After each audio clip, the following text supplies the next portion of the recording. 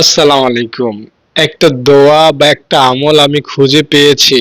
আগেও ওটা জানা ছিল, বাকি নতুন করে আমার মনে হয়েছে এই দোয়াটা আপনাদের সাথে শেয়ার করব, এটা ভাবছি। আপনারা দোয়াটা বা আমলটা যদি জানেন, আপনারা আমাকে একটা ধন্যবাদ দিবেন, আমি বিশ্বাস করি। যারা গুনাহগার এবং যারা ক্ষমা পেতে আগ্রহী, সবাই তো গুনাহগার দুনিয়াতে। কে মক্কার ইমাম আর কে মদিনের ইমাম, সবাই গুনাহগার। কে সারসিনার পীর আর কে ওই চরমনার পীর সাহেব, কে বড় মসজিদের হুজুর, কে খতিব সাহেব, কে মুহাদ্দিস, কে বক্তা সাহেব, এ, সবারই গুনাহ আছে। কেউ যদি মনে করে যে না আমি গুনাহ করি নাই, ও মানুষ না, ও মানুষের মধ্যে পড়ে না, এবং ওর জন্য জাহান্নামও নাই, ওর জন্য জান্নাতও নাই। জান্নাত জাহান্নাম মানুষের জন্য, আর মানুষ হলো যে গুনাহ করে। বুঝতে পেরেছেন? এখন প্রশ্ন হলো যে গুনাহ করলে জান্নাত পাইবে, আবার গুনাহ করলে জাহান্নামেও যাইবে, কারণটা কি? দর্শক, জান্নাত পাওয়ার জন্য শর্ত হলো গুনাহ করা, বুঝছেন? তবে যারা জান্নাতে যাবে তারা ক্ষমা চাওয়াতে অভ্যস্ত। যেমন আপনি ক্ষমা চাওয়ার জন্য ভিডিওটা দেখতেছেন, আমি কোন দোয়াটা পড়লে সহজে ক্ষমা পাওয়া যায়, এই নেশায় আপনি আছেন না? অনেকের নেশা বিড়ি খাওয়া, অনেকের নেশা গাঞ্জা খাওয়া, অনেকের নেশা মদ খাওয়া, অনেকের গেম খেলার নেশা, অনেকে ঘোরাফেরার নেশা, অনেকের এই সেই হাবি জাবি কত কিছুর নেশা থাকে। আপনার নেশা, আপনার পেশা, কেমনে ক্ষমা পাওয়া যায়? হ্যাঁ, কোন ভিডিও থেকে সহজ দোয়া পাবো, কোন হুজুর থেকে সহজ আমল শিখবো, কোন দোয়া পড়লে আল্লাহকে খুশি করবে, এই নেশায় আপনি থাকেন, তো আপনি ক্ষমা পেয়ে যাবেন, ফলে আপনি জান্নাতে চলে যাবেন। তো বলছিলাম, মানুষ হিসাবে সবাই গুনাহগার, তবে যারা নবী রাসূল তারা ভিন্ন। এবং উম, যারা, হ্যাঁ, নবী রাসূল ছাড়াই তো সবাই গুনাহগার আমরা। তো গুনাহ আমাদের থাকবেই। এই সব গুনাহগুলো আমরা চাইলে খুব সহজে একদম শেষ করে ফেলতে পারি।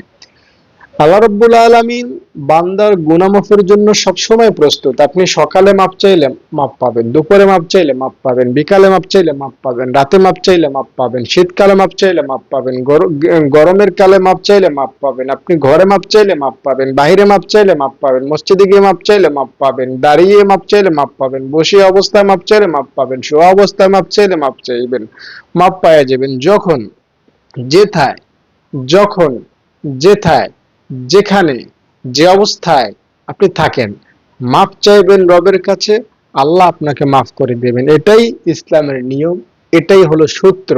মাঝখানে কোনো বেড়া জাল কিচ্ছু নাই। আবিজাবি যত কথা শুনেন সব ফাও কথা। আপনি মাপ চাইবেন, মাপ পাইবেন। আপনি সুদখোর, বেনামাজি, বেপরদায় চলেন, আপনি হারাম খান, আপনি মিথ্যা বলেন, অহংকার, আপনি এই সেই নানান রকমের ফাহেসা কাজ, অশ্লীল কাজ, জেনা করেন, ব্যভিচার করেন, খারাপ কথা বলেন, যা করেন না করেন আপনার ব্যাপার। আপনি মাপ চাইবেন, আল্লাহ আপনাকে মাফ করবেন, এটাই হলো সূত্র। আপনি মাপ চাইবেন, আল্লাহ আপনাকে মাফ করবেন। এই যে আমি হাত ঘুরাচ্ছি, হ্যাঁ, কোনো বাধা আছে? কোনো বাধা নাই। এভাবে বাধা ছাড়া, কোনো প্রকার বাধা ছাড়া আল্লাহ আপনাকে মাফ করবেন। আপনি যতবার গুনাহ করবেন ততবার মাপ চাইবেন, রব ততবার আপনাকে ক্ষমা করবেন। এটাই বাস্তব, এটাই সত্য, এটাই চূড়ান্ত। হ্যাঁ, তবে তবে কথা আছে। আপনি যদি অন্যের হক মেরে খান, সেটা কিন্তু মাফ হবে না। হ্যাঁ, এটা কিন্তু মাথায় রাখতে হবে। আপনি পরের হক মাইরা খাইবেন, পরের জমি দখল করে খাইবেন, তাহলে কিন্তু এটা ভিন্ন কথা। বাকি অন্যান্য যে সমস্ত গুনাহ আছে, ইজিতে মাপ পাওয়া যাবে, খুব সহজ ইনশাল্লাহ মাপ পাওয়া যাবেন। তো আজকের যে দোয়াটা, এটা এটা নবীজি সাল্লাল্লাহু আলাইহি সাল্লাম এর শেখানো খুবই স্পেশাল দোয়া বা আমলটা আমি আপনার সাথে শেয়ার করব। অনুরোধ করব ভিডিওটিতে কিন্তু একটা লাইক করবেন এবং কমেন্টে আমিন লিখবেন। যারা লাইক করলেন, কমেন্টে আমিন লিখলেন, আপনাদের জন্য কি আমরা দোয়া করব? যান, দোয়া করলাম। আল্লাহ, যারা লাইক কমেন্ট করলো, তাদের দিলের যত স্বপ্ন, যত ইচ্ছা, যত আকাঙ্ক্ষা, যত তামান্না, সব স্বপ্ন, ইচ্ছা, উদ্দেশ্য, আকাঙ্ক্ষা তুমি পূরণ করে দাও। আল্লাহুম্মা আমিন। দর্শক, লাইক কমেন্ট করে দেন, আমার কথাগুলো মনোযোগ সহকারে শুনতে থাকুন। শুনতে শুনতে আপনার গুনাহ মাফ হয়ে যাবে। আমি বাড়ায়া বলছি না, আমাদের রব এত দয়ার সাগর, এত মায়ার সাগর, তিনি এত সস্তায়, এত ইজিতে বান্দাকে মাফ করতে চান। মাফ করেন। আপনাকে কিভাবে যে বুঝাই! আল্লাহু আকবার। আমি আপনাকে বলি, শোনেন। একজন বান্দা কবরে গেছে গুনাহ নিয়া, আল্লাহ তাআলা তাকে ডাকছেন, বান্দা 70 বছর হায়াত দিছি, শুধু আকাম কুকাম করছো, আমার জন্য কি করছো? বান্দার সোজা উত্তর, আল্লাহ কিছুই করতে পারিনি। শয়তান এত ধোঁকা দিছে, খায়া না খায়া দুনিয়ার পিছনে ছুটছি আর গুনাহ করছি, তোমাকে ভুলেছিলাম। আল্লাহ তাআলা তখন বলবেন, বান্দা একটা উসিলা দিতে পারো যে উসিলা তোমাকে আমি এই 70 বছরের গুনাহ মাফ করে দিব?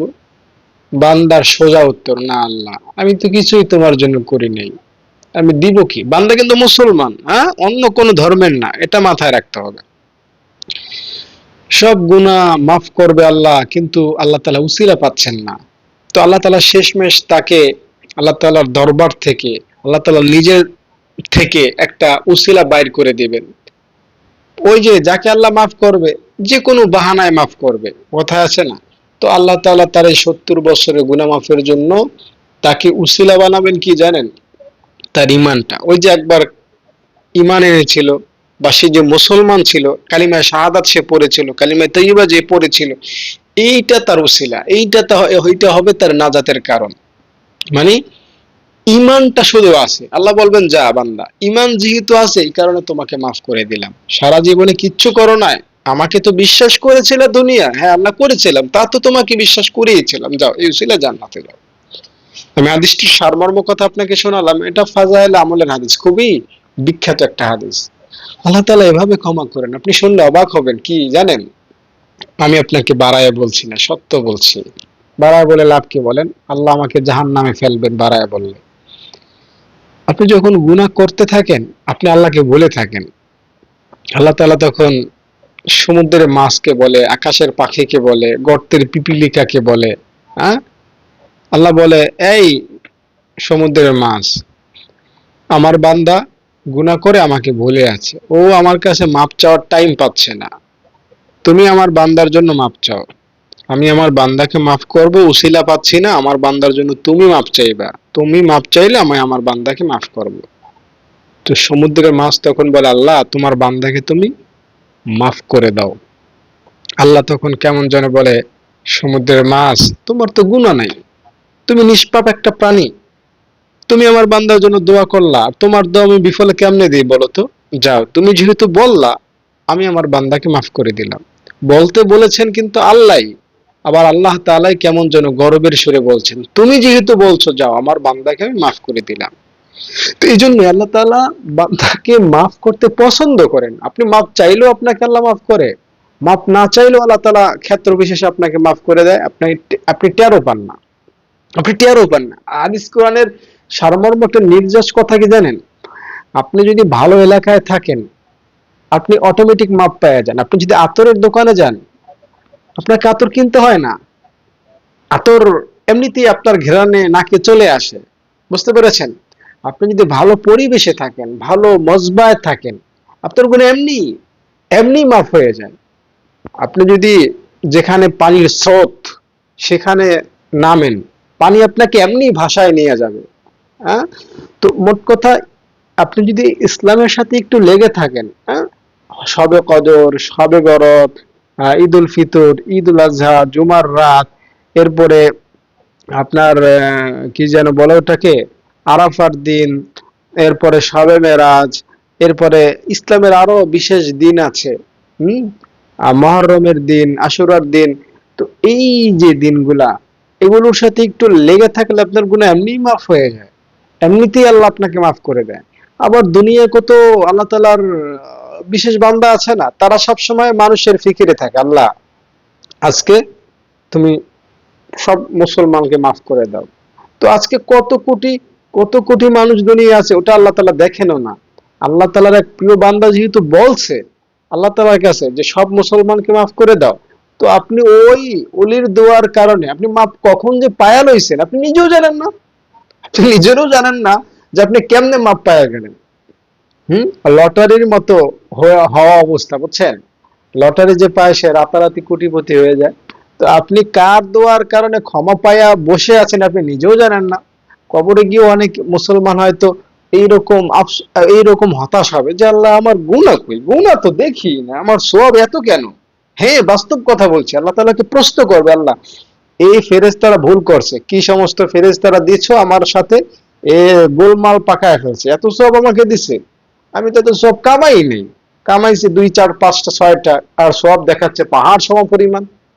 তখন আল্লাহ বলবেন, না বান্দা, আমার ফেরেশতা ভুল করে না, আমি তোকে সওয়াব বাড়াইয়া দিছি, আমি তোর গুনাহ মাফ করে দিয়েছি এই কারণে সেই কারণে। তখন এই বান্দা বুঝতে পারবে যে না, আল্লাহ কত অসীম, কত দয়ালু। তো এটা আখিরাতে গেলে আপনি বুঝতে পারবেন। তো আল্লাহ তাআলা এই সেই নানান রকমের কারণে বান্দাকে ক্ষমা করে দেন। এর একটা ছোট্ট করে একটা উদাহরণ বলি। মুসা আলাইহিস সালামের জামানা, ওই লোকটার ঘটনা, যাকে মানুষরা জঙ্গলে ফেলে দিচ্ছিল। তো ওই লোকটার ব্যাপারে আল্লাহ বললেন যে তার জানাজায় যাবে, তাকে আমি আল্লাহ মাফ করব, জান্নাত দিব। তো লোকেরা যখন গেল, দেখলো একটা পাপী। মুসা নবী আল্লাহকে বলল, আল্লাহ তো পাপী, এর জানাজা দিলে তুমি জান্নাত দিবা, ক্ষমা করবা।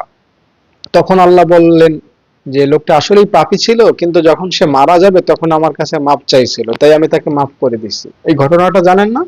হয়তো জানেন। তো এই ঘটনার শেষাংশে আল্লাহ কি বলেছেন জানেন মুসা আলাইহিস সালামকে? এ মুসা, আমার এই বান্দা তোমাদের চোখে খারাপ, কিন্তু মরার আগে সে এমন ভাবে আমার কাছে মাপ চাইছিল, ও নিজের জন্য ওই সময় শুধু মাপ চাইছে। ও যদি নিজের জন্য এবং গোটা দুনিয়াবাসীর সব মুসলমানের জন্য ক্ষমা চাইতো, তো ওর একা ক্ষমা চাওয়ার কারণে সব মুসলমানকে আমি মাফ করে দিতাম। সুবহানাল্লাহ বলবেন না? সুবহানাল্লাহ বলেন, বলেন সুবহানাল্লাহ, সুবহানাল্লাহ। তো জানো নাই, হয়তো মসজিদে নববীতে কোনো এক আল্লাহ তাআলার ওলির হাত উঠেছে, হয়তো কাবা শরীফের পাশে কোনো এক আল্লাহর বান্দার হাত উঠেছে, সে বলছে এই মুহূর্তে যে আল্লাহ তুমি সব মুসলমানকে মাফ করে দাও। তো আপনি মাপ পেয়ে আছেন, কখন মাপ পেয়ে বসে আছেন আপনি নিজেও জানেন না। তো এই জন্য বলছি কি জানেন, মাপ পাওয়া খুব সহজ, পান্তাভাত একদম ইজি। শুধুমাত্র ইমানের উপরে থাকবেন, একটু কষ্ট করে নামাজ রোজা হজ জাকাত হালাল হারাম এগুলো একটু কষ্ট করে মেনে চলার চেষ্টা করবেন, পরকালে দেখবেন আপনার গুনাহই নেই। হ্যাঁ, আমি দাঁড়ায় বলছি না, আমি আরেকটা প্রমাণ দিই আপনাকে। আপনার দুই কাজে দুইজন ফেরেশতা আছে, ঠিক আছে? এক ফেরেশতার কাজ সওয়াব লেখা, আর এক ফেরেশতার কাজ গুনাহ লেখা। বাট যেই ফেরেশতা সওয়াব লেখে সেই হলো নেতা, যেই ফেরেশতা গুনাহ লেখে তার। দুইজন ফেরেশতা, একজন নেতা। নেতাকে যে সওয়াব লেখে সে নেতা, যে গুনাহ লেখে সে হলো চাকর। যে মালিক আর যে কর্মচারী, দুইজনের তফাৎ তো বুঝেন। কর্মচারী মালিকের অর্ডার ছাড়া কিছুই করতে পারে না, বুঝতে পেরেছেন? তো যে গুনাহ লেখে ওই ফেরেশতা হলো কর্মচারী, আর যে সওয়াব লেখে ওই ফেরেশতা হলো মালিক। তো এ কারণে আপনি যখন কোনো গুনাহ করেন, তো এই কর্মচারী ফেরেশতা মালিক ফেরেশতার কাছে বলে যে মহাজন কলমটা দেন, কলমও মালিকের কাছে থাকে। সুবহানাল্লাহ বলবেন না? মহাজন কলমটা দেন, আমি একটা সওয়াব গুনাহ করছে এই বান্দা, আমি একটা গুনাহ লিখবো। তখন মহাজন অজুহাত দেখায়, আরে গুনাহ তো করছে, একটু অপেক্ষা করো না। 1 ঘন্টা যায়, 1 ঘন্টা পরে কর্মচারী বলে মহাজনকে দয়ার সুরে, ঝাড়ি টারি না কিন্তু, কারণ এ তো কর্মচারী। তো ভাই, গুনাহ তো হয়ে গিয়েছে, 1 ঘন্টা করে ফেলেছে, আমি তো ভুলে যাব, একটা কলম দিলে হয় না, আমি লিখে ফেলি। তো ফেরেশতা আবার বলে 1 ঘন্টাই তো, একটু অপেক্ষা করো না। আমি হাদিসটা আপনাকে একদম সহজ বাংলায় বলছি, ঠিক আছে? তো ফেরেশতা তখন আরো অপেক্ষা করে। এভাবে 2 ঘন্টা, 4 ঘন্টা, 5 ঘন্টা, 6 ঘন্টা, এমনকি 7 ঘন্টা আপনি গুনাহ করেছেন। ওই দুপুরে সন্ধ্যা হওয়ার পরেও এই ফেরেশতা অনুমতি পায় না গুনাহ লেখার। হুম, গুনাহ লেখার অনুমতি পায় না। তো সন্ধ্যা যখন হয়ে যাবে, আজান হচ্ছে, আপনি তখন মাগরিবের নামাজে চলে গেলেন, বা সন্ধ্যার সময় আপনি আল্লাহকে বললেন আল্লাহু আকবার, সন্ধ্যার সময় আপনি একবার আস্তাগফিরুল্লাহ পড়লেন, বা সন্ধ্যার সময় আপনি একটা টাকা দান করলেন, একে 10 নেকি, আপনার 10টা নেকি হলো। আপনি ধরেন এই দুপুর থেকে সন্ধ্যা পর্যন্ত 5টা গুনাহ করেছেন, তো এখন একটা টাকা দান করা 10টা সওয়াব হলো। তখন এই গুনাহের ফেরেশতাকে নেকির ফেরেশতা বলে যে দেখো, তুমি তো গুনাহ লেখার জন্য পাগল হয়ে গেছো, আসো এখন গুনাহ লেখার একটা আমরা সমঝোতা করি। সমঝোতা, হ্যাঁ? কি সমঝোতা? আমি 5টা গুনাহ করেছি, গুনাহ লিখবো, তোমার সাথে সমঝোতা কি? না, চিন্তা নাই, শোনো আমি তোমাকে বুঝায় বলি। এই বান্দা একটা টাকা দান করেছে, তার 10টা সওয়াব হয়েছে। তো কি সমঝোতা করব? আমি তার জন্য 10টা সওয়াব লিখবো না, 5টা সওয়াব লিখবো। আর 5টা সওয়াব এই যে 5টা গুনাহ করেছে দুপুর থেকে সন্ধ্যা পর্যন্ত, 5টা গুনাহ 5টা সওয়াব দ্বারা কাটাকাটি করে দেই। খাতা নষ্ট করার দরকার নেই, তোমার লেখার দরকার নাই, তুমি ঘুমাইছিলে ঘুমাই থাকো, আমি তার জন্য 5টা সওয়াব লিখি, 10টা লিখবো না। তখন এই ফেরেশতা গুনাহ লিখতেই পারে না। এভাবে না জানি কত দিন আপনার এই ফেরেশতা গুনাহ লেখার চান্সই পায় না। হ্যাঁ, বাস্তব কথাই বলছি, আপনি যদি সকাল সন্ধ্যা আমলকারী হন, আপনি যদি সকাল বিকাল আমলকারী হন, আমলকারী বলতে ওই যে বাইজিদ বুস্তামির মতো বা ওই যে গঙ্গোহী রহমতুল্লাহ আলাইহির মতো আপনাকে সারাদিন কোরআন নিয়ে হাদিস নিয়ে সারা রাত জাগতে হবে না, আমি ওই আমলের কথা বলছি না, ওইটা তো আল্লাহওয়ালাদের খেলা।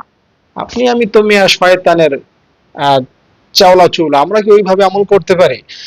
আমরা আমল বলতে যেটা আমি বুঝাচ্ছি, মনে করেন সকালে আপনি নামাজ পড়লেন, হুম, দুপুরে নামাজ পড়লেন, আবার সন্ধ্যায় এসেও নামাজ পড়লেন, আবার ঘুমের আগেও নামাজ পড়লেন, আপনি একটু সুবহানাল্লাহ আলহামদুলিল্লাহ একটু পড়লেন মাঝে মধ্যে, একটু মনে চাইলো দান করলেন। এভাবে যদি আপনার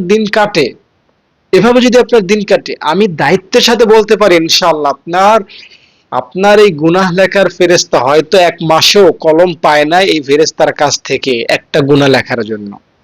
হ্যাঁ, আপনি গুনাহ করেছেন মানি, কিন্তু গুনাহ লিখতে পারে না।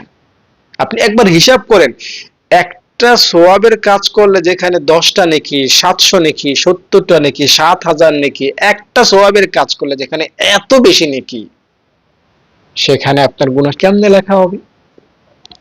আমি আবারও বলছি, 3 বার সূরা ইখলাস পড়লে যদি কোরআন খতমের সোয়াব পাওয়া যায়, কোরআন খতমের সোয়াব কত লক্ষ কোটি হতে পারে। আরে মেয়ে, আপনি এই জীবনে লক্ষ কোটি গুনাহ করতে পারবেন? হবে না, এটা অসম্ভব। একজন মানুষ কয়টা গুনাহ করতে পারে দিন থেকে রাত পর্যন্ত? হয়তো 100, 200, 500, 1000। হ্যাঁ, 70 বছরে আপনি কয়টা গুনাহ করতে পারবেন? আপনি কত কোরআন খতমের সওয়াব পাইছেন, কতবার ইখলাস সূরা পড়ে, কত দান খয়রাতের সওয়াব পাইছেন, কত সবে কদরে আমল করেছেন, আপনার সওয়াবের তো বন্যা। আপনার গুনাহ নাই, যদি থেকেও থাকে, যেই দোয়াটা এখন আমি বলবো, ওই দোয়ার কারণে আল্লাহ তাআলা আপনাকে মাফ করে দিবেন। আল্লাহ তাআলা আপনাকে মাফ করে দিবেন ইনশাআল্লাহ। এই যে আমি কথাগুলো বলছি না, এই কথাগুলো আপনি আবার ভুল ভাবে নেবেন না যে গুনাহ নাই তো গুনাহ করব, আরো করব, না। আমি আল্লাহ তাআলা যে কত দয়ার সাগর সেটা বোঝানোর জন্য কথাগুলো বলছি। আল্লাহ তাআলার দয়া পাইয়া আপনি যদি আল্লাহ তাআলার দয়া খারাপ ভাবে নেন, বাবার পকেটে টাকা আছে, আপনি 5 টাকা নিয়ে আপনার ক্ষুধা লেগেছে, একটা কেক খাইলেন, না বইলাই নিলেন, বাবা এতে নারাজ না। কিন্তু আপনি 5 টাকা নিয়ে যদি একটা বিড়ি খান, বাবা নারাজ হয়ে যাবে। আরে তুই বিড়ি খাস কোন হিসাবে, ছোট্ট মানুষ, হ্যাঁ, বাবা নারাজ হয়ে যাবে। তো বাবার টাকাকে সন্তান না বলেও যদি ভালোভাবে ব্যয় করে, এতে কিন্তু বাবা নারাজ হয় না। কিন্তু বাবার টাকাকে বাবা যেই কাজে কষ্ট পায় সেই কাজ করলে বাবা কিন্তু নারাজ হয়। তো আল্লাহ তাআলার কুদরতি পকেটে অনেক ক্ষমা রয়েছে। আপনি ক্ষমা চাইলেন, ক্ষমা পাওয়া গেলেন। এখন বারবার খারাপ কাজে গেলেন, আপনার জীবনটা খারাপ পথে ব্যয় করতে লাগলেন, আপনি বুঝিয়ে ফেললেন যে ক্ষমা যখন পাইয়াই যাব বারবার গুনাহ করি, এটা কিন্তু আল্লাহ তাআলার সাথে একটা গেম খেলার মতো হয়, ঠিক না? গেম খেলা, আল্লাহ তাআলা সব বোঝেন, সব জানেন, সব দেখেন, আল্লাহ তাআলার সাথে আপনি পেরে উঠবেন না। যিনি আপনাকে বানাইছেন তার সাথে আপনি প্রতারণা, তার সাথে আপনি ধোঁকাবাজি, তার সাথে আপনি গেম খেলবেন, এটা হতে পারে? না, এটা হতে পারে না। হ্যাঁ, বাই চান্স আপনি মাপ চাইলেন, আবার গুনাহ হয়ে গেল, আপনি চান না তবু হয়ে যাচ্ছে, আবার মাপ চাইলেন, এটা ভিন্ন কথা। কিন্তু ইচ্ছা করে বারবার গুনাহ, আমি জেনা করলাম, মাপ চাইলাম, আবার কালকেও জেনা করব, এখন মাপ চাইছি, আমি আমি কালকেও জেনা করব, আমি কালকেও নামাজ পড়বো না, মাপ চাইছি পরশু নামাজ পড়বো না, আমি মাপ চাই নেব। এইটা হলো এইটা হলো কি জানেন? এটা হলো খেয়াল তামাশা। এই ধরনের মাপ চাওয়ার কোনো অর্থ হয় বলেন? না। আপনি খাঁটি দিলে মাপ চাইবেন, আল্লাহ তাআলা মাফ করে দিবে। এরপরে যদি আবার গুনাহ হয় আবার মাপ চাইয়ে নেবেন। তো এখন আমি বলবো সেই মহামূল্যবান রত্নে ভরা যত্নে ভরা সেই আমলটা যেটা করলে আপনার গুনাহ ইনশাআল্লাহ মাফ হবে। ছোট গুনাহ, বড় গুনাহ, জানা গুনাহ, অজানা গুনাহ সব মাফ হবে। আমলটা কি জানেন? সুবহানাল্লাহি ওয়ালহামদুলিল্লাহি ওয়ালা ইলাহা ইল্লাল্লাহু ওয়াল্লাহু আকবার, এই দোয়াটা এই দোয়াটা একটা নিয়মে পড়তে হয়। আমি নিয়মটা সহকারে আপনাকে বলবো, তার আগে অনুরোধ করবো ভিডিওটিতে এখনো যারা লাইক করেন না একটা লাইক করে দেবেন দয়া করে, এবং কমেন্টে আমিন লিখবেন। দর্শক, এই দোয়াটা পড়তে হবে সালাতুত তাসবিহ নামাজে। নবীজি সাল্লাল্লাহু আলাইহি সাল্লাম তার প্রিয় চাচাকে বলেছিলেন, হযরতে আব্বাস রাদিয়াল্লাহু তাআলা আনহুকে, যে প্রিয় চাচা, আপনি সালাতুত তাসবিহ নামাজ যদি সম্ভব হয় প্রতিদিন একবার পড়বেন, তাহলে আপনার ছোট গুনাহ বড় গুনাহ, জানা গুনাহ অজানা গুনাহ, সগীরা গুনাহ কবিরা গুনাহ, নতুন গুনাহ পুরাতন গুনাহ মাফ হবে। আপনি মনে করেন নবী আপনাকেই বলতেছেন, কেমন জানেন চাচাকে বলার মাধ্যমে আমাদের কি বলছেন, জুম্মত তোমার জানা গুনাহ অজানা গুনাহ, ছোট গুনাহ বড় গুনাহ, সগীরা গুনাহ কবিরা গুনাহ, যত গুনাহ তুমি করেছো সব গুনাহ আল্লাহ মাফ করবেন। তোমার পক্ষে যদি সম্ভব হয় প্রতিদিন সালাতুত তাসবিহ নামাজ একবার পড়বা। তবে নবীজি হয়তো জানতেন আমরা পারবো না, এ কারণে তার চাচাকে বলার মাধ্যমে আমাদেরকে কেমন যেন বলছেন যে চাচা প্রতিদিন যদি সম্ভব না হয় 7 দিনে একবার, সপ্তাহে একবার পড়বেন। নবীজি আরো সহজ করেছেন, যদি সম্ভব না হয় সপ্তাহে, তাই মাসে একবার পড়বেন। চাচা মাসেও যদি সম্ভব না হয় বছরে একবার পড়বেন। চাচা বছরও যদি সম্ভব না হয় সারা জীবনে একবার হলেও এই নামাজ পড়বেন। হ্যাঁ দর্শক, আপনি যদি সারা জীবনে একটা বারের জন্য এই নামাজ পড়তে পারেন, আপনার কিচ্ছা খতম হয়ে যাবে, গুনাহ খতম হয়ে যাবে।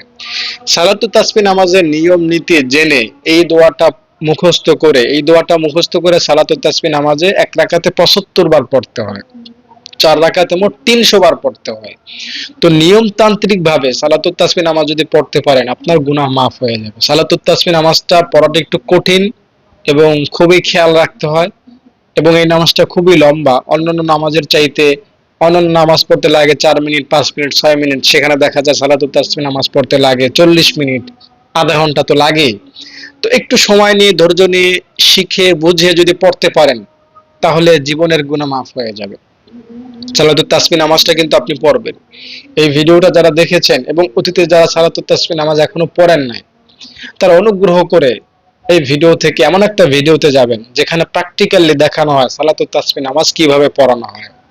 আপনি সালাতুত তাসবিহ নামাজ যে কোনো ভিডিও থেকে শিখে প্র্যাকটিক্যালি ভালোভাবে বুঝে এরপরে জায়নামাজে দাঁড়াইয়ে সালাতুত তাসবিহ নামাজ 4 রাকাত পড়বেন। নবীজির হাদিস অনুযায়ী ইনশাআল্লাহ আপনি মাপ পাওয়া যাবেন। আপনি ক্ষমা পাওয়ার আশায়, গুনাহ মাফের আশায় আর কখনো গুনাহ করবেন না, এই আশা নিয়ে সালাতুত তাসবিহ নামাজ পড়ুন, আরশের মালিক আপনাকে ক্ষমা করে দিবেন। আল্লাহুম্মা আমিন। হে রব মহান আল্লাহ তাআলা, যারা এই ভিডিওটা ক্ষমা পাওয়ার আশায় দেখলো তাদেরকে তুমি ক্ষমা করে দাও, তাদের গুনাহ তুমি মাফ করে দাও, তাদের নামটা জান্নাতের খাতায় লিখে দাও, জাহান্নামের খাতা থেকে তাদের নামটা কাইটা দাও।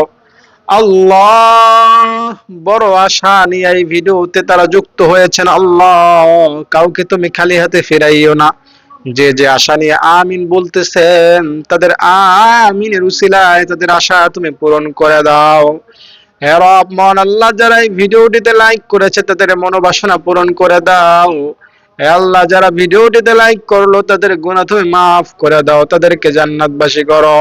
হে রব মহান আল্লাহ, যারা আমাদের মাদ্রাসায় দান করেছেন তাদের দানের খবর সোনার মদিনায় নবীজির রওজায় পৌঁছায়া দাও।